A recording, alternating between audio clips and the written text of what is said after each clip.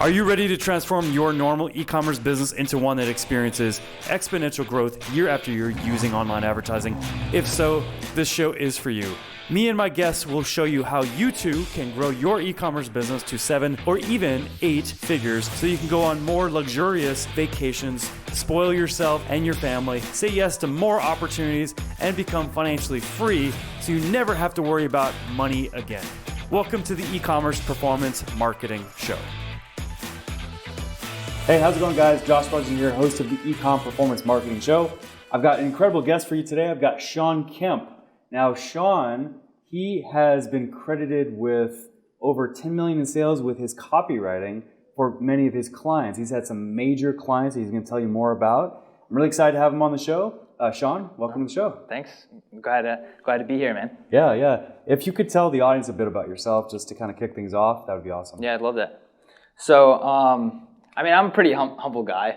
Like, I don't like to talk about brag or the clients that I have or the clients that I've worked with, the amount of money that I generated, just like the background that I've been in. But if I have like a minute of bragging, I guess that's the, I guess now's the time. So. Yeah, exactly, man. I mean, it's okay. You know, it's a humble brag. Yeah. I definitely can say that about Sean. He's super down to earth, super easygoing, super easy to talk to, and he's always providing value. That's a great thing about Sean. But Sean's worked with some massive names. I think you said you worked with like Dan Lok, right? Dan Lok, yep. And who are some others? Affiliate Institute is another one. They're pretty big in the affiliate space. Yep. V-Shred. I've written ads for Sam Ovens, Frank Kern, nice. Neil Patel. Nice. Some of the who's who. Yeah, and obviously written copy for Jason Hornung, which is an amazing Facebook ads guy. Yep. And a great guy in general. Yep. Ryan Moran. Yeah. If you know him, yep. he owns capitalism.com now. Yep. So some pretty big names. TrueGenix is also like a behind the scenes company. Yep. They do 40 million per year in the supplement space. Nice. So nice. That's awesome. Yeah. How'd you get started? Like, what's your story? I actually had a fitness company. Okay. So I had a fitness company out of college. So I was a junior in college, and I was like, I'm not gonna get a job. Like, there's no, I don't want to get a job. I don't want to be in a cubicle. I don't want to own up to or like listen to anybody else like to tell me how to grow a business. I want to grow my own. Yeah. It's so different too, because like, I come from, I went through school. I got my bachelor's, my MBA, and growing up, it was all about going to college, getting a job, and you had a completely different mindset. I was just kind of like. It was out of scarcity, like, I look at all the people with jobs and how unhappy they are. Like, my dad didn't seem very happy in his job. I see plenty of people, like, you have to travel an hour to your job, you work there, you're unhappy, you come back home. There's no mission. Yeah. There's no achievement. There's no accomplishment. You don't have that drive to like, I'm gonna go get this thing, and like your work isn't kind of like measured.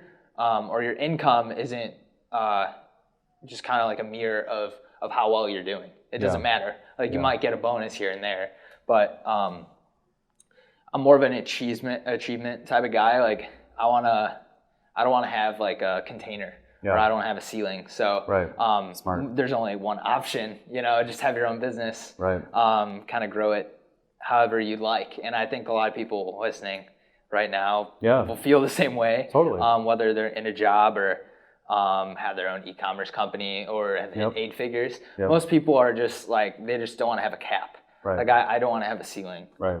And this is the only option. Yeah. So. I mean, entrepreneurship is like one of the only like directions you can go into where the output is going to equal the input, versus if you work for a company, that doesn't necessarily happen. In some companies it does, in some positions it does, but it's not as frequent versus like when you are a business owner, an entrepreneur, you control that. That's such a valid point you just brought up. Yeah, and I wouldn't want to have it any other way. Totally, man. Well, now you're in beautiful Scottsdale, Arizona, coming from cold Chicago, and you're enjoying it, you and your girl. So you're having a blast, and you're gonna go check out this wine bar I just recommended. Yeah. So tell me what your girl thinks of it. I'm sure she's gonna love it. So tell the audience, tell us about like e-com. So what got you into e-commerce, with some of the clients that you served? I started with actually just being in the fitness space. Got my start actually cold emailing people, influencers, just like, here's 10 things you can do to double your revenue. Nice. Or here's 10 things that are broken, or here I wrote you a sales page, try this out, it'll convert better. Wow. You were just doing this like for free? Like you were just putting it out there? Yeah, because I was actually living at home with my parents, hadn't made any money. Like I just moved back from college. And this is after I was like, I built this whole membership community for fitness. And then I was like, this isn't the route, this isn't the thing right now. So I ended up, just started doing stuff for other people after I got like 2 people to ask me like who wrote my sales page for my company. And I was like, I wrote it. And they're like, can I pay you to do ours? And I was like, oh, this is pretty good money. And I think he paid me like $500. But I was like, man, that's a lot of money. Sure. Especially right out of college. Like, there's my friends were making $10 an hour. Yeah. Or whatever. Yeah. So that was big money for me. I was like, I can write that in a day. If I do like one a day, then I make a lot of money. And then I got in the e-commerce space because I was working in the affiliate world. Okay. So there was info products, but also like people were like, oh, you wrote for them. Yep. Because I kind of like just try to capture people on the top, because I was like, oh, if I can get them as a client, everybody underneath will think that I'm something. Sure. Because Smart. if I do well and they're like, they talk me up, then I'll be able to have authority at some level to all of their audience. Right. So I was able to grab people in the supplement world too, which is kind of, like health space. Yep. And then I got into the beauty space, actually helped kind of launch a beauty brand that was like underground and really successful. I think they're doing like a couple million a month now. Nice. So they're really successful. Yep. Well, all the, brands and people that you said, like Dan Locke, Jason Hornung, you mentioned Sam Ovens, you mentioned Frank Kern. I mean, those are all big players, And that was actually a very smart move too that you just mentioned, where you were really going after like the big players early on. This way you can like immediately create a brand for you, and you can then network out of that, which was really smart and also really bold though too. Well, where do you think that comes from? That boldness, that this is my tactic, I'm going to make this happen, and then you did it. Like, where do you think that comes from? Probably sports. My dad was like ex-military. So, wake up, make your bed every morning, has to be perfect, super tight.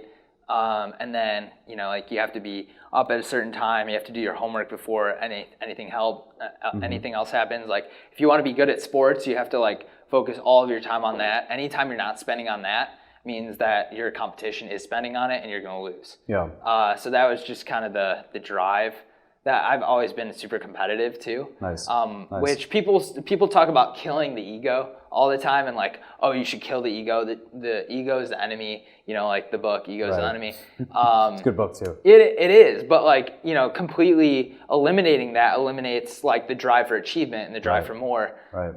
And while I have like ego, it's nowhere near. Like it's not.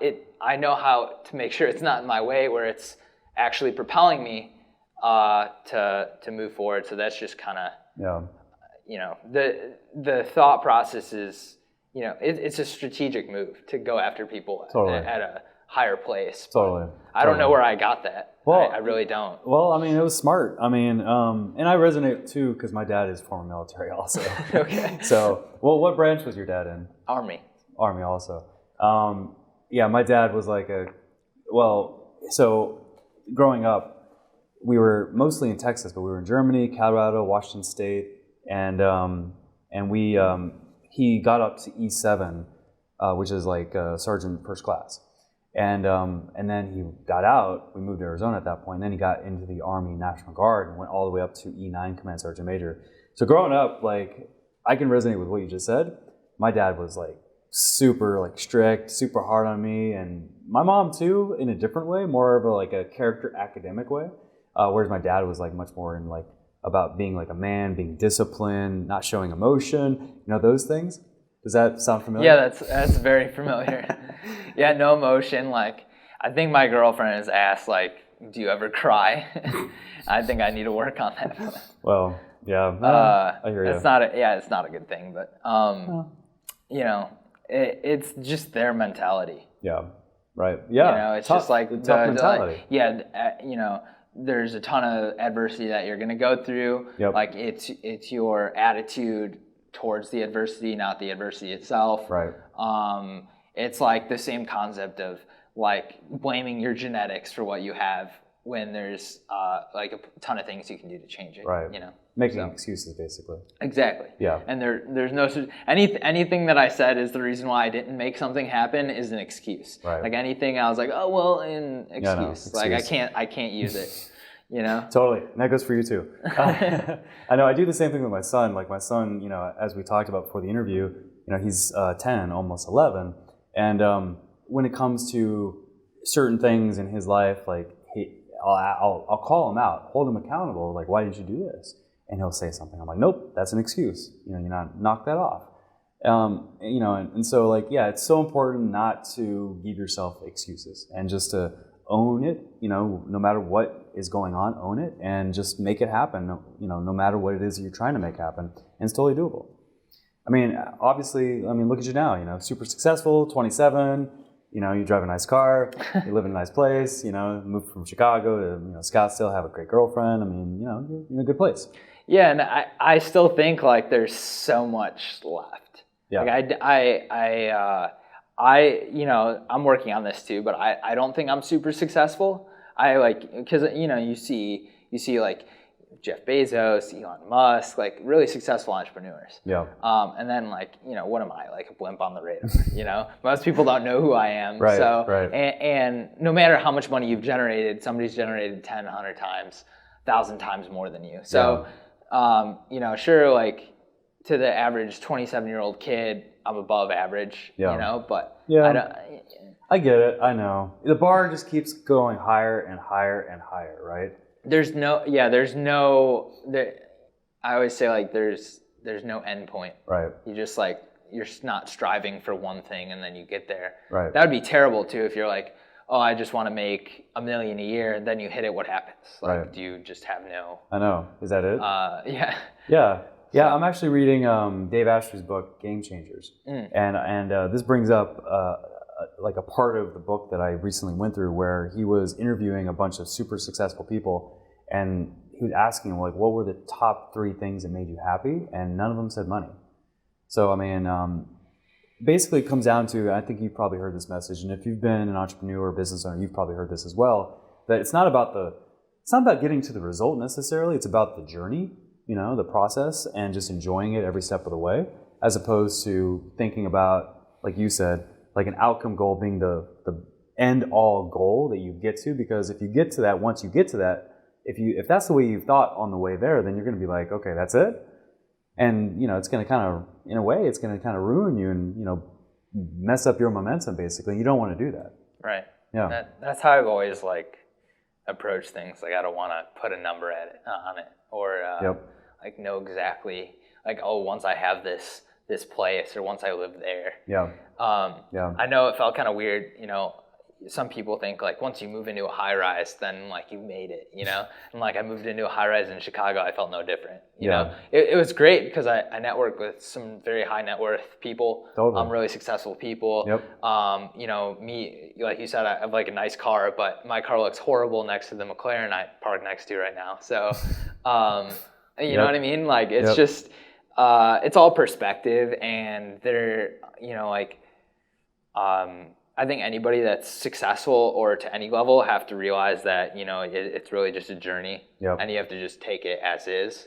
And to me, like what's most important to me is relationships, health, and then, you know, it's not really money, but like freedom of choice. Like if I want to go, like we were talking about UFC, if I just want to go to UFC, like get plane tickets, don't care about the price, buy a UFC ticket, don't care about the price, just like enjoy myself and not have to worry about it. That's what I want out of money. You know, being able to care for the people around me. And making sure that, you know, like my parents were kind of like coupon clippers.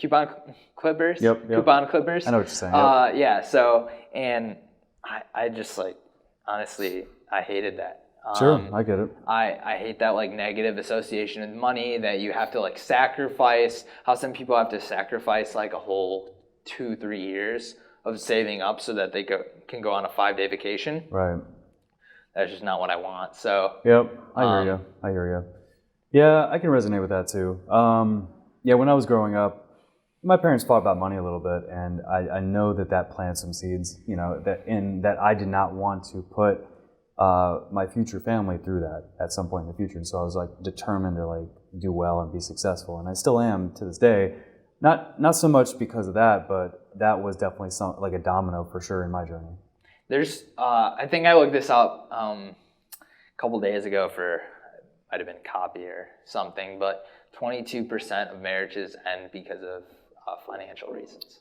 No surprise. So, yeah. No surprise. And we have a lot of marriages ending anyway these days, unfortunately, you know, yeah. 50%. So, you know, if you can reduce that, you know, probability by not worrying about money, that's a good thing. Yeah. Yeah. For sure.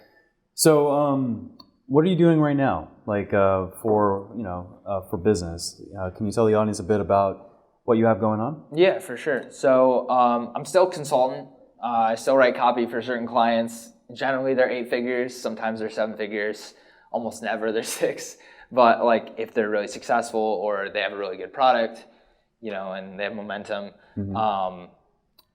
I still love working in the direct response space. So, but at the same time, a lot of the clients more recently have been coming to me to kind of build customer acquisition or call booking funnels with copy and, you know, direction, big ideas. Being a consultant on big ideas. If people, I don't know if the audience would understand what a big idea is. Yeah, you might want to tell them. I know the term, but go ahead. Yeah, so big idea is basically, you know, it has multiple different components, but it's the thing that makes, you know, that offers an epiphany moment in the person that is listening or reading, that they have a shift in belief to now the only next step is your product. So a lot of campaigns are missing a big idea, then they have mediocre to poor results. So, you know, I would say, you know, over half, probably more like 70, 80, 90% of funnels or copy that I look at have a poor or bad big idea. Like it's just terrible. They have and a part of the big idea is also a differentiator, like a mechanism. Totally.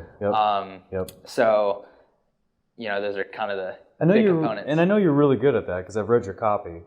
What goes into that? Like, what are some tips you can offer the audience when it comes to creating their unique mechanism for their products and their e-commerce business? Like, can you maybe go over some of your processes or strategies that you go through every time you're crafting a big idea for a client? Yeah, so it's rarely ever do I come up with a big idea.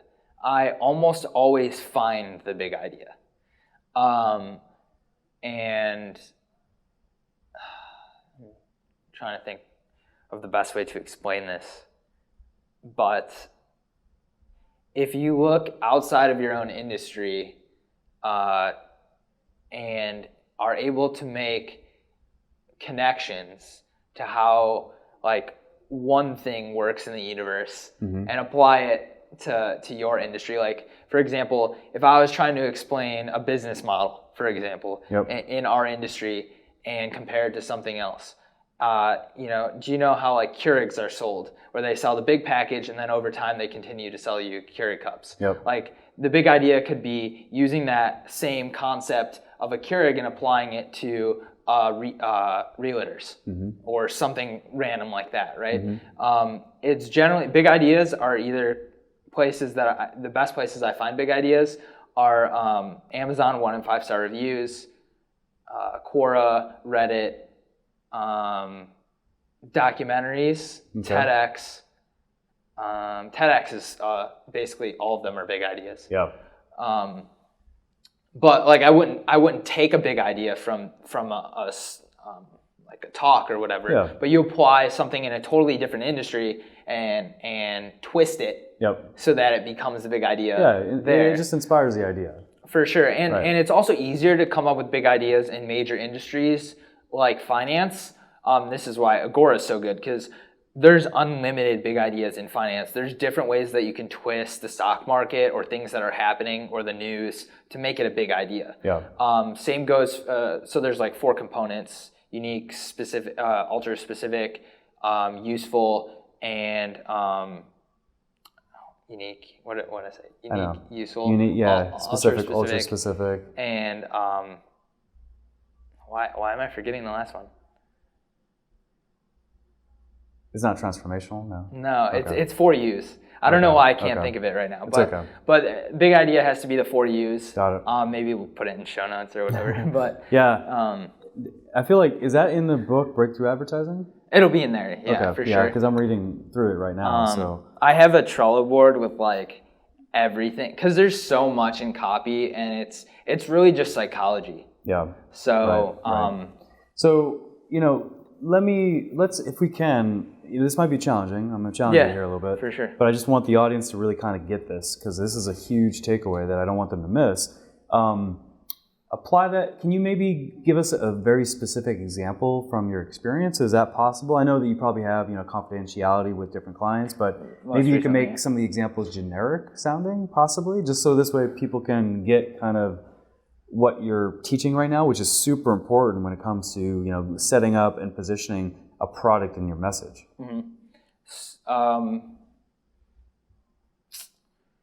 So generally, I like to target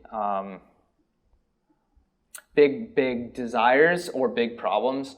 I was listening to a podcast with Chris Voss actually, and he says the pain of loss is 2 to 5 times more potent than the potential gain of something. Mm-hmm. So generally it's loss. So if we were to talk about loss, well, like what's a big topic right now? Anxiety is a big topic. And, for me, knowing health so well, there's multiple different explanations that you can come to for a big idea like anxiety, or coming out with some type of like Agora model where they always sell info on the front end. So if you have some type of info product or big idea, I end up actually having like a list of hundreds of big ideas. Like I'll just come up with them, in the middle of the day, and I'll put them in notes. Nice. And then, like Dave Chappelle, I can just improv the big idea from there and actually write a whole sales letter. And then I would just need to find some product to match it. Matches it. Nice. But it would be better to have a product before I finish writing it or start writing it. But going back to anxiety. Anxiety, like a lot of people find that it's hard to find a solution for it.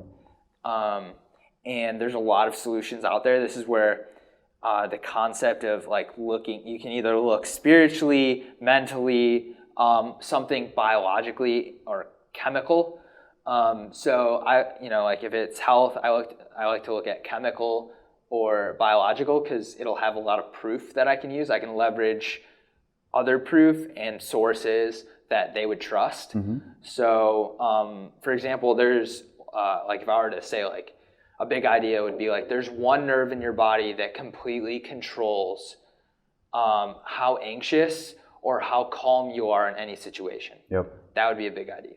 Okay, got it. One nerve, and it's hidden. It's like a hidden big, like, oh my gosh, that's interesting. It's like an epiphany. Like you said, right. It's like, wow, there's one nerve so in my body. You're teaching in a way, right? Yeah, in a way, and like that's what people say is like they can spot my copy because it's more.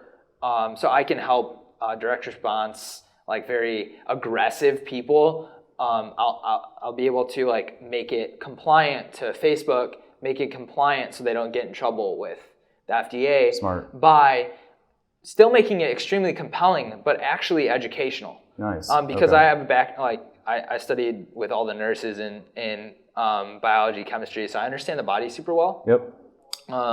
So that one nerve, for example, is called the vagal nerve. And for people with that background, obviously know that it's like the nerve in your body that runs head to toe, and it controls your autonomic nervous system, which is the thing. It's like the gateway into your like fight or flight. Got it. Okay. Got it. So you're kind of just, you can immediately calm yourself down, and there's actually ways to immediately snap it. So and turn it on. So this is, for example, $1 million idea for someone that's selling like a supplement that helps people with anxiety by including something like this in it. Right? I could sell any CBD product with that big idea and make it convert like crazy. That's awesome. That's awesome. So, and once you have the big idea, like people think copywriter is some writer. No, the copywriter should be the person that comes up with the big idea, because that idea is the thing that, first you take an ordinary idea, make it extraordinary. Yep. Ordinary, extraordinary. It's an extraordinary idea right now. Right. And then you take the extraordinary and you expand upon it. Yep. So then, just the expansion of how you use that big idea is what is the last piece. That's awesome. Yeah. Awesome. That ties it all together. Thank you. Because that's a huge takeaway. And you just, in summary, when you're coming up with a big idea, teaching while you're doing it, tying it into something that's like fact-based, it sounds like, which you just did with your nerve example. That's all compelling, and that's what causes people to go from skeptical to believers, because that's what you want your messaging to do, to get them to consider the product that you're trying to sell, right? Mm-hmm. And there's a good lesson in there to note too. You don't just make a claim or take a big idea that you can't prove. Mm-hmm. So I always like to take every big idea as like, can I take this to the judge and win? Okay. Smart. And that's when you have to get into rhetoric. And the best thing you can learn about rhetoric is Aristotle. And there's like his 3-pronged persuasion approach, which is ethos, pathos, logos. Mm-hmm. Ethos, he says, is the most important. And ethos is translates to ethics, but that really means is authority, trust. Mm-hmm. And he said that's actually the most important part, Yep. which is why, for example, Agora always attaches gurus to products because they have authority. So if you're selling a health product, you hire on, you pay royalties to like a medical doctor, or you one-off fee a medical doctor to stand behind the product. Yep. Or like 4 out of 5 dentists say that blah works on Just your making teeth. a statement like that. Yeah. Proving Well, it. so that's like an element of proof. But I always say like multiply your claim. You have to multiply your proof by 3. So you have to have 3. Your proof should be 3 times more potent than the claim itself. Okay. Got it. Social proof, or just proof that it works. Like if you did your own study on your own supplement and had subjects and it worked to help them lose 7 pounds in 30 days. Yep. And then you have a graph to show it. Yeah. And I also say like one last thing, because this would be super helpful for e-com, which there's a book called Draw to Win. Really, like, I can't believe people, copy is also creative director too. So if you can explain an idea in 1,000 words and take those 1,000 words and explain it in just one image, you do that. So you can take 1,000 words, eliminate that, and do a little graphic. And if that graphic can kind of bring your idea home and help someone visualize it, it'll take all the people that are visual learners and also all the people that are auditory learners, and basically everybody can understand it. Whereas something that is written, people that are visual can't grasp it. Yeah. So there's a book, Draw to Win. Person that does it super well is Russell Brunson. That's why I think his ideas stick better, is because if you look in his books, he does all the drawings. Yeah, and they're very, very easy to understand, very basic, and they tie, to the chapter or the takeaway that is, in that chapter. I mean, I know what you're saying. So you can write it and then hire somebody to actually, a cartoonist or an artist to do very simple graphics, or if it makes more sense to do graphs, you could do that in Google, But oftentimes it's drawings. On that book is Draw to Win, and it's really good Draw to Win. Okay. introductory. Yeah, we'll have to put that in the show notes, but it sounds like a great book. I'm interested. I want to check it out now. And the thing is that ties into that, when you write at a third grade level and when you teach at a third grade level, in your messaging, whether it's in drawings or in messaging, it works. It's just funny how you bring that up and ties back into how, copy and messaging needs to be like speaking to like someone on a third grade level. So this way it's super easy for them to understand. And that adds that element to it to make it even easier to understand. Right. And we're all visual people. Like, we retain things visually better than any other way. I actually read that in that same book, Game Changers. Okay. Yeah. So, like, Jim Quick, he's in the book also, and Jim Quick is this guy that's known for like basically having like a super memory, and he teaches people how to have like awesome memory abilities as well. Oh yeah, okay. And I know him. And he says in the book, he says that as you're reading, to really visualize something associated to that piece of content. So this way you remember it better.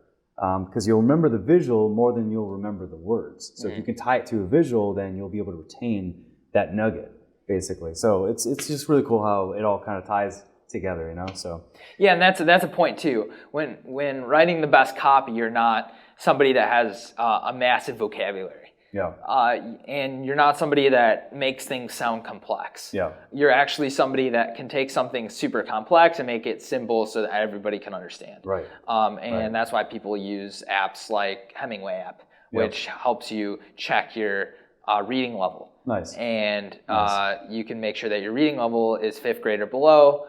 I've kind of just mastered it at this point, so like it sounds rudimentary, but still, that's a huge takeaway.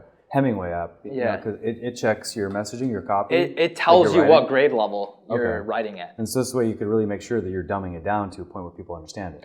And it shows you where it's too complex. Got it. So or if your sentences are too complex or they're hard to understand, it'll do that for you. That's awesome. Yeah. I feel like I've heard about it, but I've never used it. So that's awesome. That's a huge takeaway. Well, cool, man. Well, I appreciate, I want to be respectful of your time. I know we're getting to the end of, our time here. So, during this last part here, we kind of go into kind of a fun little bonus round. Yeah. As you can see. So I'm going to ask you a few questions, and you have to answer each of these questions with one word. Okay. Okay. What caused your biggest e-com success to date? Control. Control. Okay. What advice do you have for other e-com business owners? Gratitude. Gratitude. Nice. Okay. How would you describe yourself? Driven. Okay. And where do you see yourself in the future?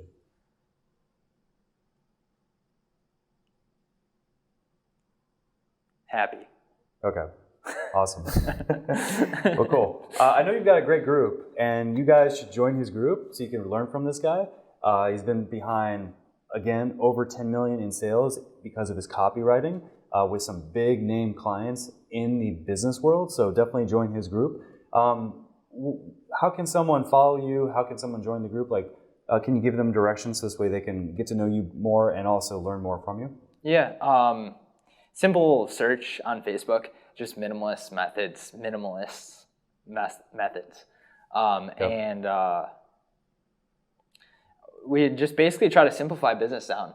I have people in there that basically have certain systems or formulas or methods to do something. Mm-hmm. And of course, like I share all my methods in copy in there. So if they enjoyed like any of the things I shared here, like I expand upon them. I expand upon like Aristotle, persuasion, psychology, all that stuff in there. Some people say it's high level, but like beginners are like, oh, it's high level, but it's okay because like I want to not be treated like a beginner. Yeah. So. Well, hey, if you want to succeed, you got to go after it. Yeah. And if it's challenging, I mean, that's just part of, that's part of the process. It's going to be challenging. If anything, they should join the group because it's advanced, because it's going to advance their ability to use messaging in their e-com stores. Right. Because e-com is competitive. There's lots of people out there trying to start stores, drop shipping. There's tons of e-com businesses out there, and the marketers are going to win. And here's one of the best you could learn from in his free group. So you definitely need to join his group. Yeah, there's a couple 7-8-figure brands owners in there. That's awesome. So they're, I think copy is just something that kind of spans any online business. So yeah, for sure. It'd be really great to have them. Yeah, sounds good. Sounds good. All right, guys. Well, Sean, thank you so much, man, for being on the show. Awesome interview. I know there's tons of takeaways here when it comes to copy, messaging, using unique mechanisms, using a big idea, some of his processes and strategies that go behind that that's helped him make his clients over $10 million in sales with his copy. So thank you again for being on the show. I truly appreciate it, man. Thank you for tuning into the e-commerce performance marketing show. If you enjoyed this episode, be sure to subscribe, like, and comment with a timestamp of your favorite part and share it with a friend. Until our next episode, here's to you and the success of your e-commerce business.